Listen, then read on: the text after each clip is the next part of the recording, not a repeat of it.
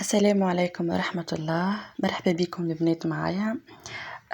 جيتكم فيديو جديد بعد غيبة طويلة، لكن الله غالب، تعرفوا ظروف وكل. جيتكم فيديو اليوم، فيديو قصير بسيط نشارك معكم.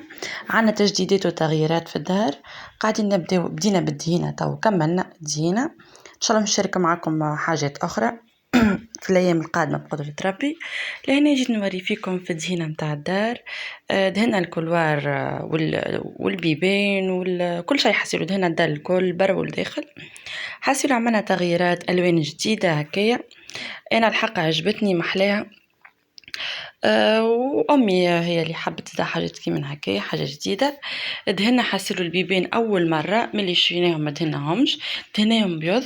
وباب الدار الباب الرئيسي هذاك عملناه لوح معناتها باب مارون.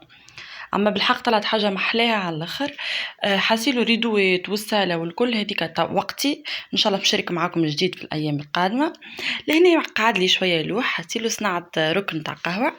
حاسيلو والله ابتكاراتي، وغلفته وشريت له ستيكر وغلفتها، لكن محلاها على الاخر. هكا عامله عليها جو، عامله فيها كيسان، وان شاء الله تو نشري كيسان جدد ونزيد نشاركهم ما خير. هذه شكل النهائي نتاعها، شوفوا محلاها. والستيكر خديته فيه الالوان كيما بالكوجينه، ما حبيتش نبعد.